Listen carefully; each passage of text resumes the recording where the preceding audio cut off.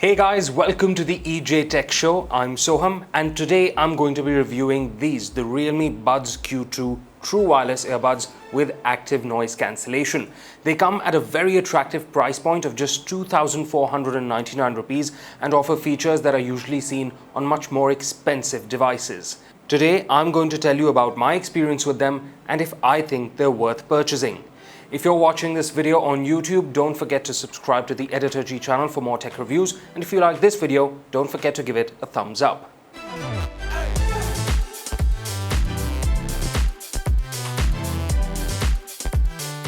The Realme Buds Q2 have a fairly standard design and come in this little egg-shaped matte finish charging case.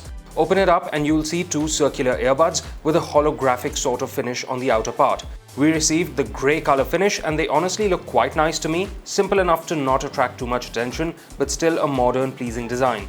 The buds themselves weigh 4 to 5 grams each and they're quite lightweight, and the case also weighs just around 35 grams, all in all a fairly compact package. Like I said, the design is fairly standard and the buds manage to fit in the ear quite comfortably. However, there is a pronounced hump on the inside that's rather large, so I found the buds coming a little loose in the ears at times, especially if I moved my mouth a lot while laughing or yawning. If you find the buds don't fit well in your ears, there are ear tips in different sizes included in the box that you can use to get a better fit. There's an IPX5 water resistance rating for only the buds of course, and it helps protect them from splashes of water.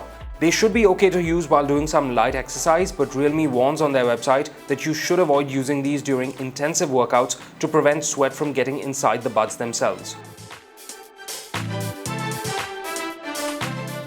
When it comes to specs, the Buds Q2 are certainly quite impressive. They have 10mm large drivers that are tuned to offer punchy bass notes, and their active noise cancellation technology runs on Realme's own R2 chipset. There's also Bluetooth version 5.2 here, and I experienced excellent connection quality throughout my usage. Now, providing active noise cancellation technology on a pair of earbuds this small is quite challenging, and this technology is usually seen on high-end headphones or very expensive earbuds like the AirPods Pro or Sony's WF-1000XM4. However, Realme's Buds Q2 promise to reduce ambient noises by up to 25 decibels. It's less than the Buds Air Pro from last year. They claim to reduce noise by up to 35 decibels, but the Buds Q2 do a pretty good job as well. If you're in a regular home environment with a slightly noisy fan or air conditioner, the earbuds will be able to block that out fairly easily. Sudden loud noises do tend to come through, but if you're listening to music at anywhere above 60%, you won't be too bothered. There's 3 settings on offer here: noise cancellation mode, normal mode, and transparency mode. By default, you can cycle through noise cancellation mode and transparency mode using the touch panels on both earbuds, but if you want more configuration, you're going to have to download the Realme Link app. While normal mode lets quite a bit of the sound through, some things may still be hard to hear because of the strong passive seal created by the buds themselves. The transparency mode uses the outward microphones to boost audio from around you, which certainly helps in some situations. For the price point, the active noise cancellation being offered on the Buds Q2 is really quite impressive. It may not be the best on a pair of true wireless earbuds, but it's good enough to get a bit of quiet while attending to daily tasks. Sound quality for everyday music is quite nice on the Buds Q2, and they get really quite loud.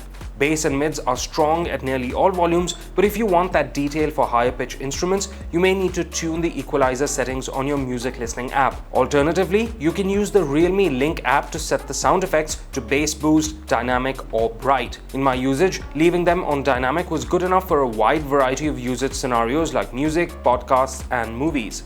There's also support for the AAC codec, so if you're someone that values high quality sound, this feature will certainly be a plus. Using a pair of true wireless earbuds for gaming isn't always a great experience, since wireless connections tend to introduce a bit of lag between the visual on-screen and the sound coming through the buds. To tackle this, the Realme Buds Q2 come with a super low latency game mode, which claims to offer as little latency as 88 milliseconds. Now, in my testing, it seemed the earbuds performed better without the game mode on as compared to when it was enabled. However, that could be down to the game I was playing or general compatibility issues with the smartphone I was using for my tests. Either way, I was very impressed with how little lag I noticed while gaming, especially since it's something that sticks out like a sore thumb with almost every pair of true wireless earbuds I've ever reviewed in the past. It is worth noting, however, that if you want to enable the game mode, you're going to either have to do it through the Realme Link app or configure the touch control shortcuts using the app. Call quality on true wireless earbuds at this price point isn't the best, and sadly it's a similar story with the Buds Q2. While there is dual mic noise cancellation on offer, people I spoke to over the phone while using the Buds complained of my voice sounding hollow, as though I was speaking from an echo chamber. Even when listening to people on calls, the audio lacked detail and voices sounded a bit muffled. I've used the Realme Buds Q2 for over a week now, and in that time I've charged them only twice. Now, I did push them quite hard and tested them a lot, but Realme claims a cumulative battery life of around 28 hours with ANC turned off, and I experienced similar battery life in my usage. The earbuds themselves hold 40 mAh of battery each, and the charging case holds 400 mAh, making it a total of 480 mAh. The case sports a USB Type-C charging port and supports fast charging, which means you can get at least a couple of hours of playback with just 10 minutes of charging.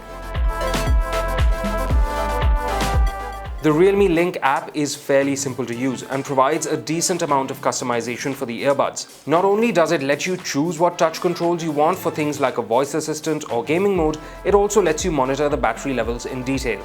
However, I would have liked to see more equalizer settings to fine-tune the sound coming through the buds even further. All in all, the Realme Buds Q2 really impressed me, especially because of that very accessible price point. It's great to see manufacturers like Realme bring technology that's usually reserved for very invested enthusiasts to the average person, and the Buds Q2 certainly make for a good package. With good active noise cancellation, great battery life, awesome sound quality, and a price point of just 2,499 rupees, these are definitely worth recommending. Up next is my review of the Samsung Galaxy Tab S7 FE tablet, so stay tuned to the EJ Tech Show. Hey guys, welcome to Editor G. I'm Soham, and this is my review of the Samsung Galaxy Tab S7 FE or Fan Edition. Now, I have previously done an unboxing and first look video of this device, so if you want to, you can go and check that out first, because this video is going to deal with all my thoughts with it in the time I spent with it and my full review. If you are enjoying this video and watching it on YouTube, do give us a thumbs up and subscribe to the Editor G channel for more such tech reviews.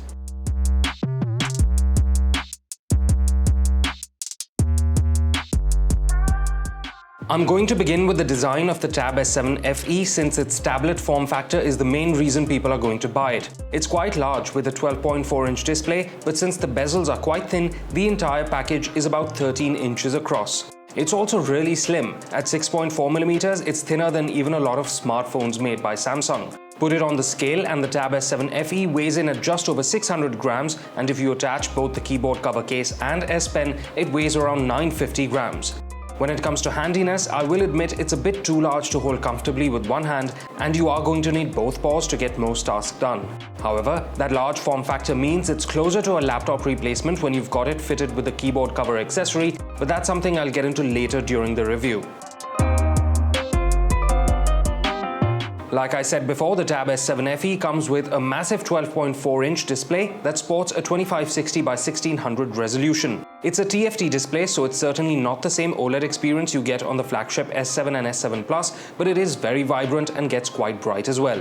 It's also closer to a 16:9 screen than Apple's iPads, so content watching is certainly more satisfying here without those black bars surrounding all the content.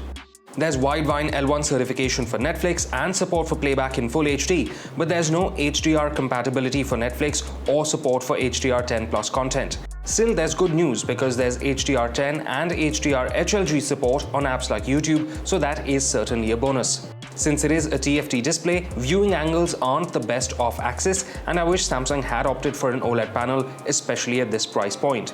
The screen refresh rate is a standard 60Hz as well, and for me that's yet another missed opportunity. Still, overall, content watching on this screen is very enjoyable, and the ample real estate means you won't be squinting to read subtitles, articles or ebooks. The Tab S7 FE runs a Snapdragon 750G chipset under the hood, along with either 4GB or 6GB RAM. Now, you may not think of the 750G as a monstrous chipset, but it easily handles day-to-day workloads and manages to breeze through multitasking as well. The Tab S7 FE is capable enough of running multiple apps at once, at least on the 6GB RAM model that we received, and it doesn't seem to shut apps running in the background all that quickly either. If you're looking to use it as a gaming device, the Snapdragon 750G is able to perform quite well in that aspect too. On graphic-heavy titles like COD Mobile, it offers smooth gameplay at high graphic settings with very high frame rate, without any major stutters or heating issues. However, since the device is so large, I would recommend using a compatible wireless controller to make the experience easier on your hands. The Tab S7 FE is by no means purpose-built for gaming, but it's good to know that the hardware is strong enough to offer more than playable performance. I think that is a huge bonus. If I had one complaint in the performance department, it's that there's no 5G variant on offer. With a device so heavily geared towards performance and efficiency, you would think that future-proofing it would have been a good idea. Still, you never know if Samsung introduces a 5G model somewhere down the line. The S Pen is the perfect accessory to unlock the Tab S7 FE's productivity potential, and Samsung, unlike some other manufacturers, actually includes it in the box itself instead of making you buy it separately. It's smooth to operate on the large screen, and while the input latency isn't as low as we've seen on the S7 and S7 Plus, it's quite a fluid experience.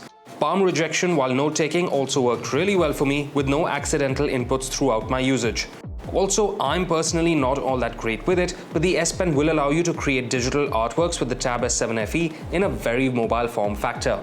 A couple of other great things about the S Pen here is that there's no need to charge it, and it works really well with Clip Studio Paint, which is an illustration app that Samsung is offering for 6 months free on the Tab S7 FE. To take advantage of all this screen real estate, you can set up multitasking windows in Samsung UI quite easily. Using the App Pair function on the Edge panel, you can launch multiple apps at once in preset custom windows to get you up and running for multiple tasks at the touch of a button. But if you want to take your multitasking to the next level and get really close to that laptop experience, there's DeX Mode. DeX Mode provides a much better user interface for such a large device, and it's best used with the keyboard cover or a wireless mouse and keyboard. It looks a bit like a mini Windows setup, and that's a good thing because it lets you create multiple windows and browse the interface as though it were a regular Windows laptop. Now, I'm not saying it's perfect. There are still some bugs in the system that need ironing out, and not all apps work perfectly with DeX Mode, but it's gotten better with each version, and I think it's a much better interface to use than a regular tablet interface.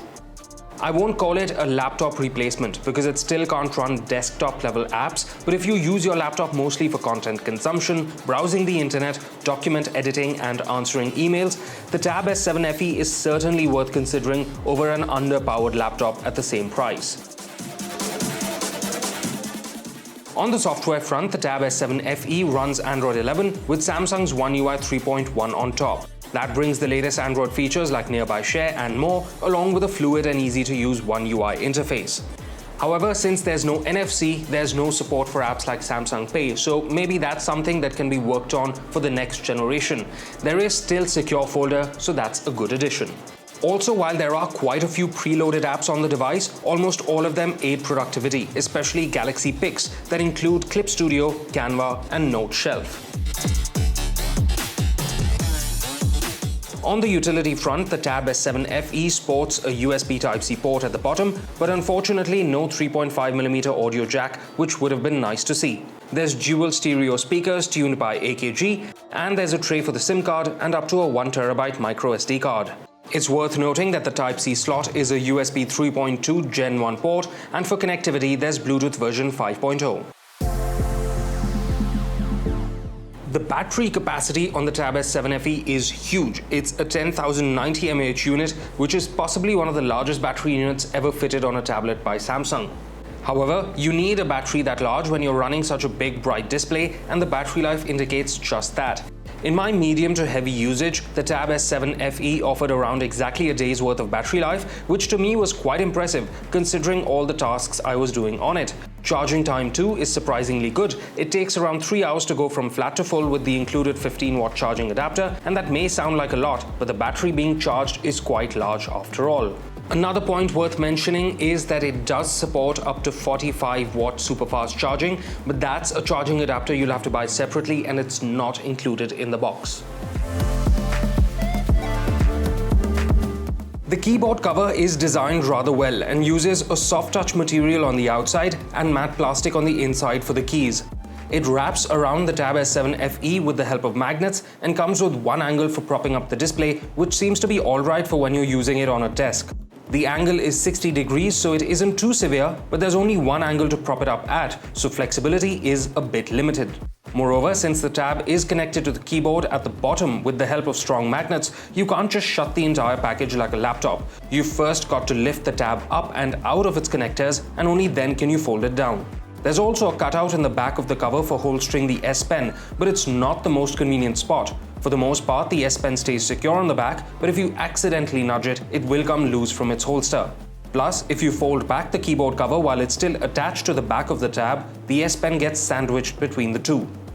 Now, neither situation is a deal breaker, but it does show that the entire package is best used on a stationary desk as a sort of laptop replacement.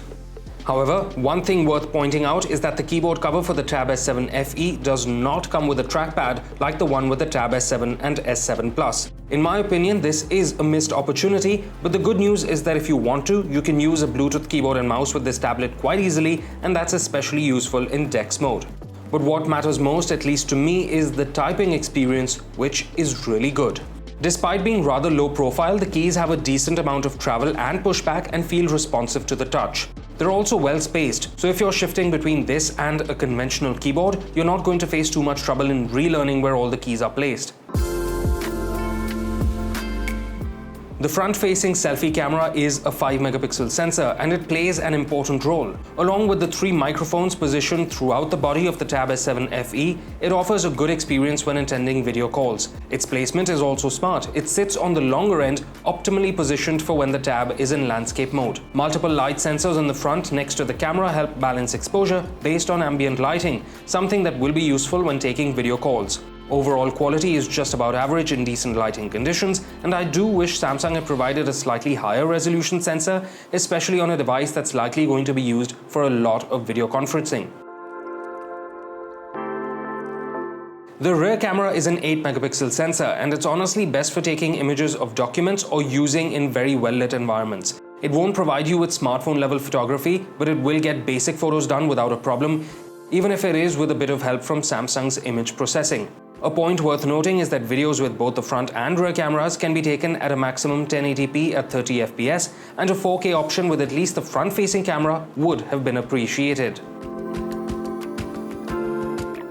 So to sum up, the Samsung Galaxy Tab S7 FE is a rather pricey device at a starting price point of 46,999 rupees, but it does come with a whole bunch of features that you don't get to see on many other tablets, Android or otherwise. Despite a few misses in some areas, I still think its price to performance ratio is quite well balanced, especially when you take into account all the discounts that Samsung usually offers.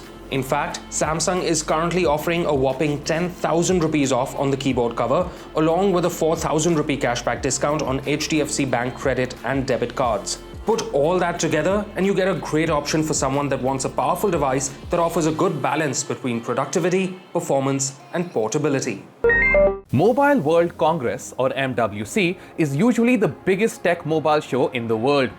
Held in Barcelona every year, the event sees all the biggest companies from the world of mobile tech, well, except Apple, show off their latest and greatest devices. Samsung launched the game-changing Galaxy S9 series at MWC, Huawei first showed off their foldable devices at MWC, and everyone from LG to Motorola to Sony have used MWC to show off their upcoming flagships. But in 2021, the COVID-19 pandemic has affected MWC as it has most of the world. After an all-virtual event in 2020, the GSM Association, which organizes the event, had grand plans for an in-person MWC 2021. But as the COVID-19 situation worsened in many parts of the world, companies started pulling out. Nokia, Sony, Oracle, Facebook, Google, and Samsung were among the many companies to pull out of the event, citing health concerns. So MWC 2021 was held, but in pared back form. Some companies like Samsung decided to attend virtually, while some didn't attend at all. But there were still some big announcements made, so let's check those out. Samsung unveiled the One UI watch interface based on Google's new Wear OS at MWC 2021. The new OS will power Samsung's upcoming Galaxy watches and will offer deeper integration with Samsung smartphones, along with access to Play Store apps made for Wear OS. Samsung is also releasing a watch face design tool that will be available to all designers and can be deployed to non-Samsung watches as well. Samsung is expected to release more details about the upcoming Galaxy Watch 4 at an Unpacked event later this year. Qualcomm has announced the new Snapdragon 888 Plus 5G SoC for flagship smartphones at the Mobile World Congress 2021. The new iteration of Qualcomm's fastest mobile offering brings a faster 3 GHz ARM Cortex-X1 performance core and an improved AI processor that can deliver 32 tera operations per second as opposed to 26 on the Snapdragon 888. Representatives from Asus, Motorola, Xiaomi and Vivo have already confirmed that they are planning to release phones with the Snapdragon 888 Plus SoC. Upcoming flagship smartphones from other brands can also be expected to feature the Qualcomm Snapdragon 888 Plus. SpaceX CEO Elon Musk said during his keynote at MWC 2021 that he wants the Starlink satellite internet service to have at least 5 lakh users within a year. SpaceX currently plans to be able to beam broadband internet to most of the planet by August, Musk said. The network is currently in open beta, having launched more than 1,700 satellites to low Earth orbit since 2018. And as Musk told MWC, recently passed the strategically important user count of 69,420. Elon Musk said that he considers satellite internet as a complementary technology to 5G rather than competing with it. Electronics maker TCL announced a July release date for its next Wear G wearable display. Unlike other AR or VR headsets, the TCL Next Wear G contains two 1080p micro LED panels which, when worn like glasses, simulate the experience of looking at a 140-inch screen. The glasses work with any device that can output signal through a USB-C display port, like phones or laptops, and stereo speakers are built into the frames. The TCL Next Wear G will launch in Australia first with a price tag of around 50,000 rupees. No plans for India availability or price are currently known. Lenovo has launched the Yoga Tab 11 Android tablet. Powered by the MediaTek Helio G90T SoC, along with up to 8GB of RAM and up to 256GB of storage, the tablet features an 11-inch 2000 by 1200 resolution LCD display. Lenovo has packed in a 7500 mAh battery with 20-watt fast charging support. For audio, it includes 4 JBL speakers with Dolby Atmos support. The Lenovo Yoga Tab 11 is priced starting at around Rs 31,000 in Europe for the 4GB RAM and 64GB storage variant.